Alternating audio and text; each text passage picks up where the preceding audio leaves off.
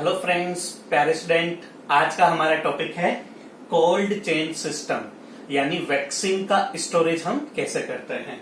तो पहले हमें ये समझना होगा कि कोल्ड चेन सिस्टम क्या होता है वैक्सीन से रिलेटेड।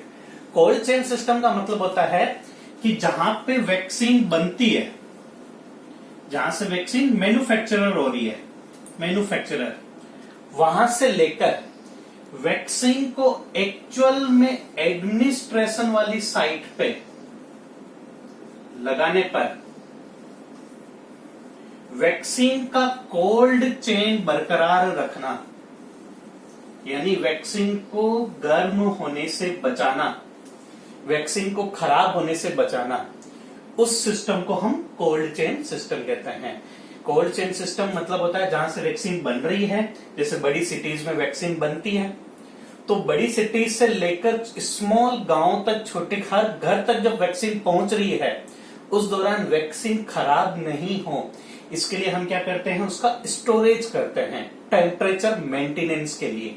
उस सिस्टम को हम कोल्ड चेन सिस्टम कहते हैं। तो वैक्सीन का हम स्टोरेज करते हैं कोल्ड चेन सिस्टम के अंतर्गत।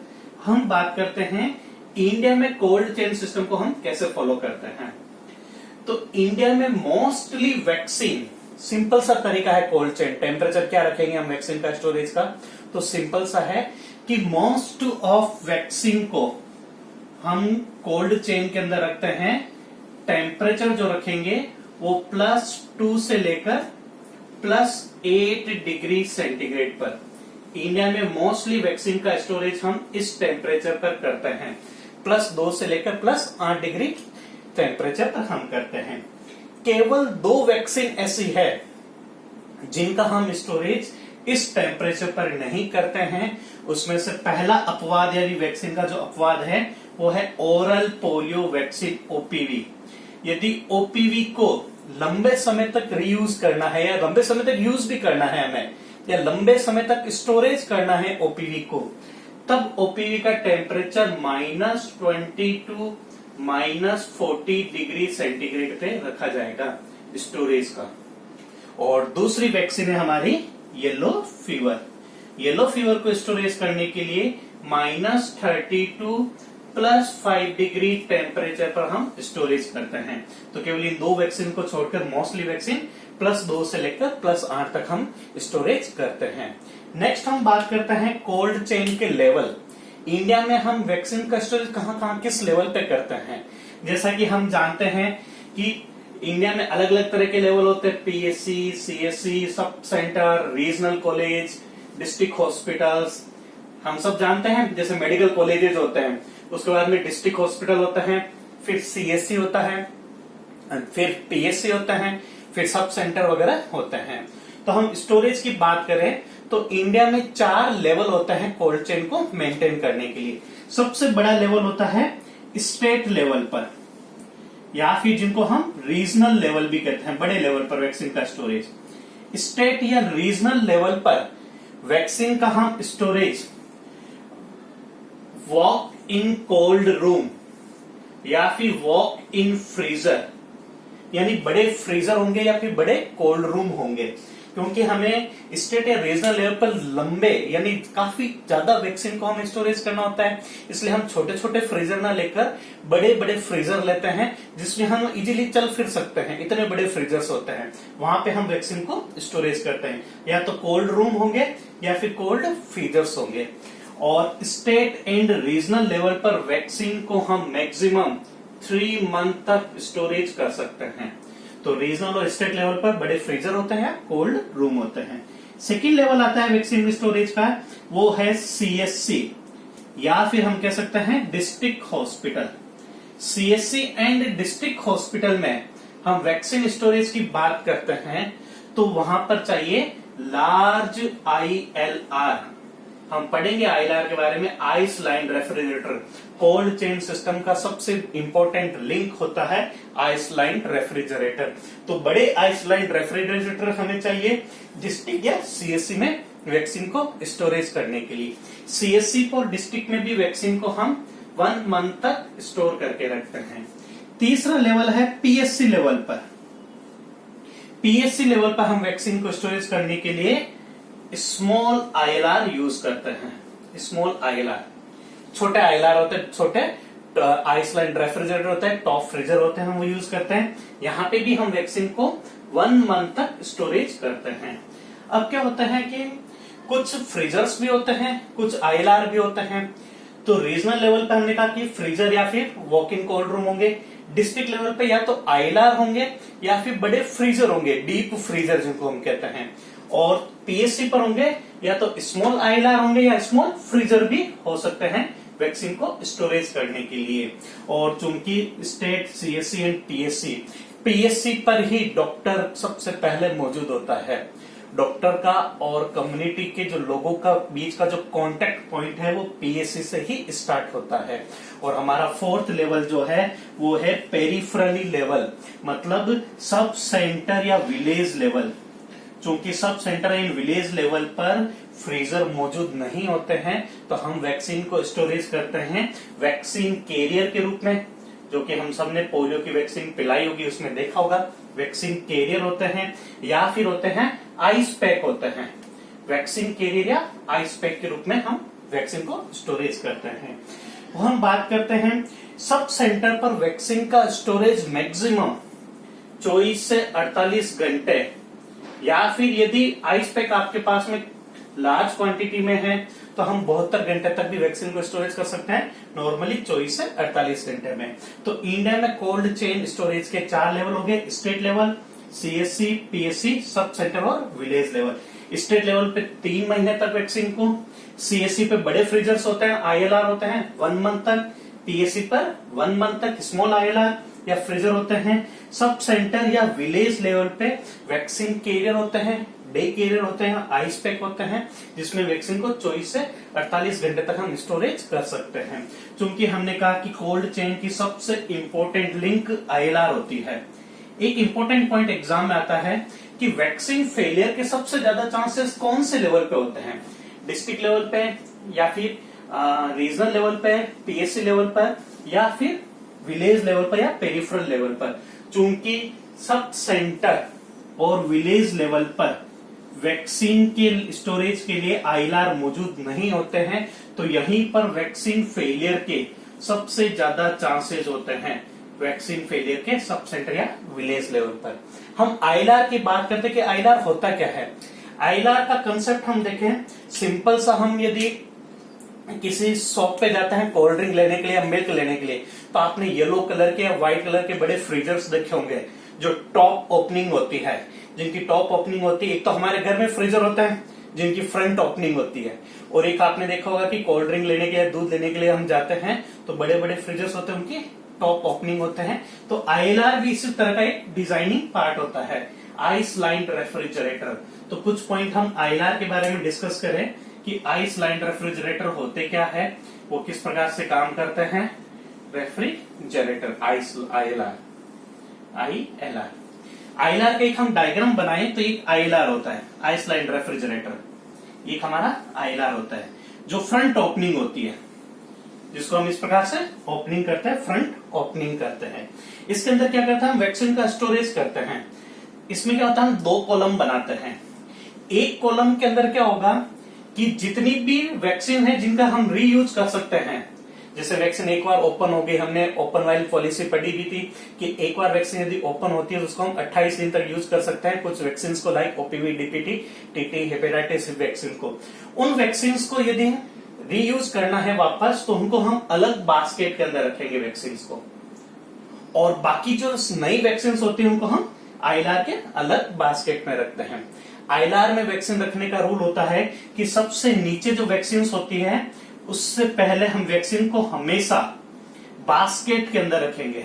अलग अलग तरह के बास्केट होते हैं, उसके अंदर ही हम वैक्सीन को स्टोरेज करते हैं। वैक्सीन को कभी भी ऐसे डायरेक्टली हम फ्रीजर में या आईएलआर के अंदर नहीं रखते हैं, उनके पर्टिकुलर बास्केट होती है, टोकरी होती है, उसी के अंदर हम वैक्सीन को रखते हैं। सबसे नीचे वैक्सीन जो कि हीट सेंसिटिव होती है, मतलब हीट से जो खराब हो सकती है वैक्सीन, वो सबसे नीचे रखी जाएगी। और सबसे ऊपर जो वैक्सीन होगी, सबसे ऊपर वाले पार्ट में, सबसे ऊपर वाले पार्ट में हीट रेजिस्टेंट वैक्सीन रखी जाती है, हीट रेजिस्टेंट वैक्सीन रखी जाती है। तो सबसे नीचे में हम रख सकते हैं polio, measles, BCG, yellow fever, सबसे ऊपर में या तो हम वैक्सीन के डायल्यूएंट रख सकते हैं या फिर हम वैक्सीन के कुछ वैक्सीन होती है डीपीटी है वगैरह, हेपेटाइटिस है, टीटी है, वो अपन अपर पार्ट में रख सकते हैं। आइसलैंड रेफ्रिजरेटर की एक और खासियत होती है, आईएलआर क्या होता है, यदि इसको एक दिन में 8 घंटे पर आवर इलेक्ट्रिसिटी मिले, per day sorry 8 hour per day यदि इलेक्ट्रिसिटी मिलती है तो आईएलआर इफेक्टिवली काम कर पाता है। आईएलआर को 24 घंटे इलेक्ट्रिसिटी भी जरूरत नहीं मिले, यदि पर डे 8 घंटे हम इलेक्ट्रिसिटी देते हैं तो भी आईएलआर इफेक्टिवली काम करेगा, वैक्सीन खराब नहीं होगी। यदि 2 दिन तक भी मानो पीएससी पे कोई बड़ा संकट आ गया हो, बिजली का लाइट चली गई हो, और यदि 5 दिन तक 2 से लेकर 5 दिन तक भी यदि इलेक्ट्रिसिटी सप्लाई नहीं हो तो आईएलआर 5 दिन तक वैक्सीन को खराब होने से बचा सकता है। आईएलआर का जो टेम्परेचर होता है वो +2 to +8 के बीच में रखा जाता है। आईएलआर इसीलिए डिजाइन कर रखा है। और यदि 5 दिन तक भी इलेक्ट्रिसिटी नहीं मिले, और पहले उसको इलेक्ट्रिसिटी बराबर मिल रही थी और सडन से बंद हो जाए या कम हो जाए, तो 5 दिन तक इलेक्ट्रिसिटी नहीं मिलती है तो भी वो वैक्सीन को 2 से 8 डिग्री तक स्टोरेज करता है और 5 दिन तक वैक्सीन को खराब होने से बचाया जा सकता है। तो कोल्ड चेन का एक इंपॉर्टेंट इन्वेंशन हम कह सकते हैं, आविष्कार कह सकते हैं, आइसलैंड रेफ्रिजरेटर। नेक्स्ट हम बात करते हैं आईएलआर के अंदर क्या होता है, टेम्परेचर चेक करने का एक सेंसर लगा होता है। आईएलआर का जो टेम्परेचर चेक करते हैं उस थर्मोमीटर को यूजली डायल थर्मोमीटर कहते हैं, जो कि दिन में 2 से 3 बार नॉर्मली ऑटोमेटिकली टेम्परेचर चेक करता है और आईएलआर के अंदर वैक्सीन की कंडीशन हमें बताता रहता है, यानी वैक्सीन का टेम्परेचर हमें बताता रहता है। तो आईएलआर होता है, उसका टेम्परेचर हम डायल थर्मोमीटर से चेकआउट करते हैं, जो उसके ऊपर सेंसर लगा होता है उससे, और वो दिन में 2 से 3 टाइम टेम्परेचर होता है ऑटोमेटिकली चेक करता है आइसलैंड रेफ्रिजरेटर। नेक्स्ट हम बात करते हैं, चूंकि आइसलैंड रेफ्रिजरेटर हमने कहा कि पीएससी पे छोटे होते हैं, डिस्ट्रिक्ट हॉस्पिटल या सीसी पे बड़े आइसलैंड रेफ्रिजरेटर होते हैं। डिस्ट्रिक्ट हॉस्पिटल पे जो आइसलैंड रेफ्रिजरेटर होते हैं वो 240 लीटर से लेकर 320 या 360 लीटर तक के भी हो सकते हैं, बड़े आईएलआर। जबकि हम बात करते हैं पीएससी पे होते हैं वो छोटे आईएलआर होते हैं, जो कि 140 180 लीटर आईएलआर होते हैं। आइसलैंड रेफ्रिजरेटर की कैपेसिटी इतनी रखी जाती है। आईएलआर में वैक्सीन को कभी भी डायरेक्टली हम नीचे नहीं रखते हैं, उनके पर्टिकुलर बास्केट या टोकरी के अंदर ही वैक्सीन को रखा जाता है। नेक्स्ट हम बात करते हैं, चूंकि वैक्सीन फेलियर के सबसे ज्यादा चांसेस सब सेंटर और पीएससी पे सब सेंटर या विलेज लेवल पे होते हैं वैक्सीन फेलियर के, क्योंकि वहां पे आईएलआर होते नहीं है। वहां पे हम वैक्सीन को 3 तरीके से स्टोरेज करते हैं, वो है, एक तो है वैक्सीन कैरियर। आपने पोलियो की वैक्सीन पिलाई होगी तो आपने ब्लू कलर के या ग्रीन कलर के कैरियर देखे होंगे। उस कैरियर की खासियत होती है उसमें 4 आइस पैक लग सकते हैं, 4 आइस पैक। आइस पैक तो आपने देखा होगा, ये एक तरह का आइस पैक है। ऐसे 4 आइस पैक वैक्सीन कैरियर के अंदर लगाए जाते हैं। 4 आइस पैक चारों दिशा के अंदर अपन लगाते हैं। वैक्सीन कैरियर में यदि वैक्सीन स्टोरेज करता है तो वो 24 से 48 घंटे तक वैक्सीन को स्टोरेज कर सकता है, यानी टेम्परेचर +2 to +8 तक मेंटेन कर सकता है वैक्सीन कैरियर। नेक्स्ट हम बात करते हैं वैक्सीन कैरियर में कितनी वैक्सीन हम रख सकते हैं। एक नॉर्मली वैक्सीन कैरियर में 16 से 20 वायल ऑफ वैक्सीन को हम रख सकते हैं, 16 से 20 वैक्सीन को हम रख सकते हैं। तो वैक्सीन कैरियर की बात होगी। दूसरा आता है वैक्सीन कैरियर जैसा ही एक होता है सिंपल सा डे कैरियर। डे कैरियर और वैक्सीन कैरियर में ये डिफरेंस होता है कि वैक्सीन कैरियर में 4 आइस पैक लगते हैं, जबकि डे कैरियर के अंदर 2 आइस पैक हम यूज करते हैं। 2 आइस पैक छोटा होता है वैक्सीन कैरियर से, डे कैरियर छोटा होता है, वैक्सीन कैरियर बड़ा होता है। डे कैरियर में हम वैक्सीन 6 से 8 वाइल्स ऑफ वैक्सीन को हम स्टोरेज इजीली कर सकते हैं डे कैरियर के अंतर्गत। और तीसरा होता है आइस पैक। आइस पैक यदि हम यूज करते हैं, जैसे हम कई मेडिसिन लेने जाते हैं, स्पेशली कीमो की मेडिसिन है या कुछ और स्पेशल मेडिसिन होती है, तो शॉप वाला भी हमें क्या कहता है, आइस पैक हमें देता है। तो जो आइस पैक्स जो डिजाइन होता है आइस पैक, उसके अंदर हम क्या भरते हैं, उसके अंदर नॉर्मली केवल वाटर भरा होता है, यहां तक हम पानी से भर के रखते हैं आइस के अंदर।